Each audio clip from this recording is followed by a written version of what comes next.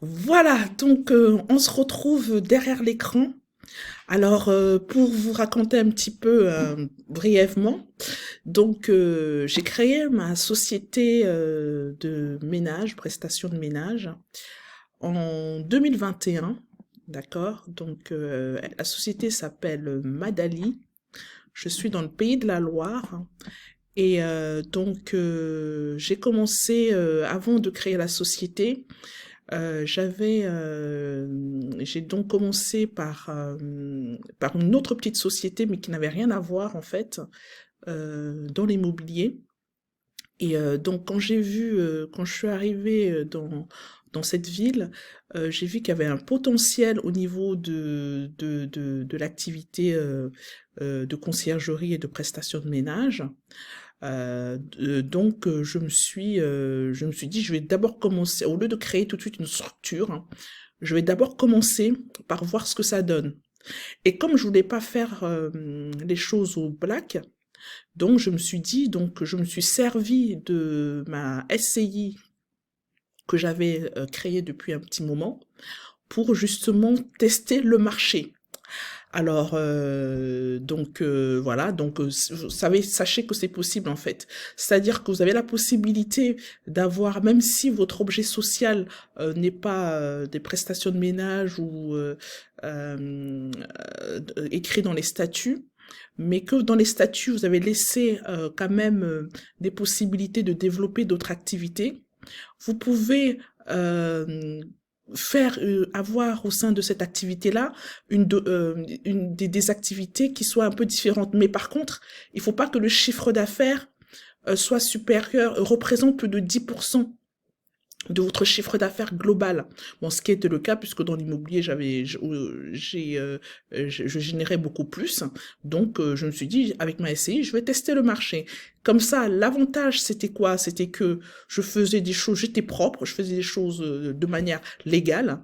Et lorsque j'abordais les propriétaires, donc, je pouvais émettre des factures puisque ma SCI est soumise à l'IS. Voilà, j'avais déjà pris l'option d'une SCI soumise à l'IS. J'avais déjà pensé bien avant, lorsque j'avais créé ma SCI il y a plus de 7 ans. Voilà, d'accord? Donc, les propriétaires, ils étaient eux aussi couverts puisque je pouvais émettre des factures. Moi, j'étais couverte et l'activité pouvait commencer. Donc, j'ai donc commencé comme ça pendant à peu près pendant 8 mois, pendant 6 à 8 mois. Bah, j'ai vu que en fait c'était super prometteur. J'ai vu que c'était vraiment prometteur. Et donc, du coup, je me suis dit, bon, ben, de toute façon, là, je voyais bien que le chiffre générait quand même pas mal. Donc, du coup, je me suis dit, je vais créer maintenant ma structure. Donc cette structure-là, donc je suis pas partie d'auto-entrepreneur, j'ai créé ma structure parce que je connaissais déjà, j'étais déjà dans le milieu, donc ça fait plus de 7 ans que je suis entrepreneuse, donc je connaissais déjà, donc j'ai directement créé une SASU. Voilà, SASU Madali, voilà, tout à fait. Donc j'ai créé ma SASU, elle a été matriculée en avril, le 16 avril, je crois, le 16 avril 2021. Et donc j'ai pu poursuivre cette activité-là. Donc les anciens contrats qui étaient auparavant sous la SCI, je les ai transférés vers ma société d'exploitation commerciale SASU. Voilà, donc ça s'est régularisé. Donc les nouveaux clients que j'ai acquis, bah, ils étaient directement sous contrat en SASU. Voilà. Donc la première année au niveau de mon chiffre, la première année, le premier exercice plutôt 2022, on va dire, l'exercice 2022, j'étais à près de 60 000 euros, à près de 60 000 euros de chiffre d'affaires. Et et au niveau des bénéfices, j'étais vraiment pas mal. Je pense que j'étais à plus de 10 000 euros. Non, je sais pas, peut-être 12 ou 15 000 euros. 15 000 euros de bénéfices. Et donc, j'ai payé l'IS. Là, l'exercice de 2023, comme vous le voyez, je suis, voilà, là, je suis à 100 229 euros de chiffre d'affaires. Le résultat d'exploitation, je suis à 43 000 euros. Voilà, vous voyez, à plus de 43 000 euros, 765. Et ce que j'aime bien, c'est que au niveau de la comptabilité, je suis chez Doux Compta. Alors, j'ai un lien de parrainage, je vous le mettrai en dessous. En fait, Doux Compta, c'est de la comptabilité en ligne, mais franchement, honnêtement, je suis très bien. Ça fait 2 ans que je suis chez eux, et honnêtement, ils sont vraiment très très bien. Donc, si vous souhaitez, je vous mettrai le lien de parrainage pour ceux qui veulent se lancer dans l'activité. Même en tant ils font tout, hein, comptabilité auto-entrepreneuse. Bon, il n'y a pas vraiment de comptabilité, mais au moins au niveau du conseil. Donc, ils font du conseil. Donc, si vous voulez créer la société, ils vous diront quel type de société créer, etc. Donc, voilà. Voilà. Donc, Doux Compta. Bon, je fais un petit peu la pub, hein. Voilà, donc là, la deuxième année, année de, enfin la deuxième année, je suis à 100 000, à plus de 100 000 euros de chiffre d'affaires. Vous voyez, donc avec ce tableau-là, j'ai un tableau de bord qui me permet de suivre, vous voyez, de suivre quand même instantanément ce qui se passe, quoi, de suivre mes chiffres instantanément. Donc, je sais au jour le jour combien j'ai de sous à la banque, mon chiffre d'affaires. Je sais au niveau du compte de résultat, voilà, je connais, voilà, je connais, j'ai mes chiffres, vous voyez. Là, j'ai un exercice décalé, hein, j'ai un exercice décalé. Mon exercice commence en juin et se termine au 31. Voilà, commence en juin et se termine. Voilà, il commence en juin et se termine en mai, au 31 mai. Voilà. Là, vous voyez, au niveau du premier mois d'activité, là, j'ai facturé 8 107 euros en juin 2022. Alors, en juillet, je ne sais pas ce qui s'est passé, mais voilà, il y a certainement une erreur. Mais bon, disons, je pense que... Oui, voilà, ah oui, je sais, c'est que j'avais trop de boulot. Le mois de juillet, c'est une grosse période. Et en fait, j'ai pas facturé en juillet, j'ai facturé en août. Les prestats de juillet, j'ai fait en juillet évidemment, mais je les facture en août parce que j'avais trop de boulot et donc je préférais voilà, servir les clients plutôt que d'émettre des factures. Voilà, donc là c'est pour ça que vous avez un décalage. Vous voyez, là je suis à presque 20 000 euros au mois d'août, mais si on voilà 20 plus 1000, moi je suis à 21 000 euros de chiffre d'affaires en juillet et août, vous voyez, donc sont les chiffres, je vous mens pas, quoi. Donc voilà. Septembre, je suis à 11 645 euros. Octobre, je suis à 10 972 euros. Et novembre, vous voyez, voilà, c'est un peu, si vous avez suivi une vidéo que j'ai faite au niveau de la saisonnalité des chiffres, donc vous voyez que en fait les gros mois, voilà, les gros mois, ça c'est représentatif. Donc les gros mois, on a de beaux chiffres. Et après, nous dans notre zone, on est encore bien jusqu'au fin octobre, hein, parce qu'il y a le Puy du Fou. Et donc, le Puy du Fou génère beaucoup de trafic. Et donc, du coup, comme il ferme au mois d'août, non, comme il ferme au mois de novembre, donc novembre, chez nous, c'est à partir de novembre que l'activité commence un petit peu à baisser. Mais vous voyez, malgré la fermeture du Puy du Fou, je maintiens quand même un niveau de chiffre d'affaires qui est de 7 825 euros. Voilà, 7 825 euros. Et je continue. Alors, octobre, novembre, voilà, décembre, hein, vous voyez, décembre, ce sont des faibles mois, mais j'ai quand même un chiffre d'affaires de 6 924. Et janvier, alors là, janvier, ça s'explique, j'ai plus de 11 580 euros. Ça s'explique pourquoi? Parce que alors une partie de mon chiffre d'affaires de décembre, la fin d'année, il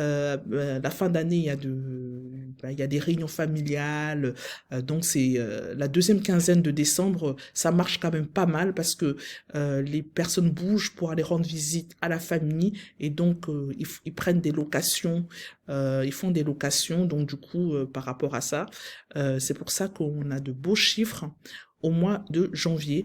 Alors février, vous voyez, je suis quand même février, ça c'est des mois creux, mais comme je vous le disais, là, il faut vraiment que vous pensiez à avoir faire à côté de la prestation de ménage pour les locataires, pour les propriétaires en location courte durée, il faut penser à diversifier dans la mesure où vous allez faire des ménages dans les colocations parce que ça vous permettra justement de pouvoir maintenir un certain niveau de chiffre d'affaires. Vous voyez, donc en mars, je suis à 4195 euros, là ça baisse, avril 4500 et après mai ça reprend, voilà, comme je le disais, mai ça reprend. Ça reprend parce que voilà, à partir de la mi-mai, la mi-avril, voilà, l'activité il commence de nouveau à faire beau, le Puy du Fou est ouvert, les gens se déplacent, il y a des fêtes, il y a la fête de Pâques et tout ça, donc tout ça font que eh ben nous aussi on profite de l'activité. Voilà, au mois de mai, je suis à 5981. Voilà. Donc, comme je vous ai dit, mon activité va du 1er juin 2020, du 1er juin 2022, je vous ai montré, au 31 mai 2023. Et moi, j'ai choisi un exercice décalé exprès. Donc, vous savez que lorsque vous faites vous avez le choix sur la période d'une année de votre exercice, de savoir quand est-ce que vous souhaitez la faire. Donc, moi, sachant très bien que, en fait, mes activités sont vraiment concentrées sur des périodes, comme je vous ai dit, de mai à octobre, novembre. Donc voilà, je préférais un exercice décalé plutôt que de prendre l'année civile du 1er janvier au 31 décembre. Ça n'a pas de sens. Et en plus de ça, mon expérience me montre en fait qu'en cabinet, en fait, il y a trop de... cette période, c'est des périodes souvent très très chargées en cabinet. C'est-à-dire, voilà, vous avez toutes les sociétés qui ont décidé de clôturer en année civile, plus les auto-entrepreneurs, puisque eux, c'est obligatoire, puisque leur fiscalité, c'est la fiscalité personnelle, plus toutes les déclarations de revenus que les cabinets ont à gérer. Donc, ce qui fait que il y a beaucoup de boulot au cabinet, voilà, et il peut arriver que voilà, ça soit un peu bâclé au niveau du travail parce qu'ils ont trop de boulot, quoi.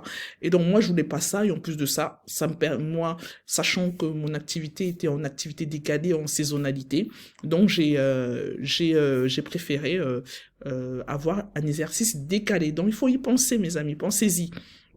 Voilà, donc là, je me retrouve avec un chiffre d'affaires de 100 229 euros. Et alors, au niveau du... Voilà. Donc, vous voyez, je vous montre. Hein. Donc, je vous raconte pas des blablabli, blablabla. Hein, d'accord? Et voilà. Et donc, je me retrouve avec un résultat d'exploitation de 43 765 euros. Voilà, 43 765 euros sur lesquels il faut calculer de l'impôt. Alors, il faut calculer de l'impôt. Donc, du coup, je vais vous dire combien j'ai payé d'impôts. Alors, je vais vous montrer ça avec les chiffres, mes amis.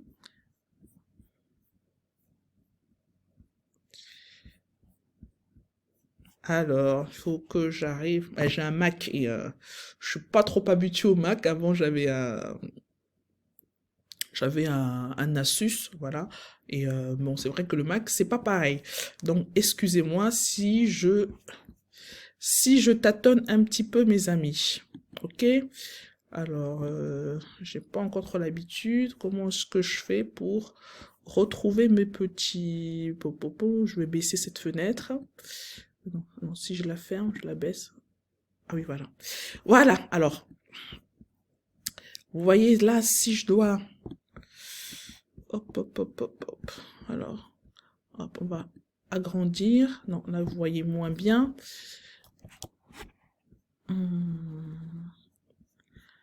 Voilà. Alors, vous voyez, au niveau de la TVA, j'ai eu à payer presque 10 000 euros de TVA. 9 996 euros de TVA. Quand même, c'est quand même assez considérable.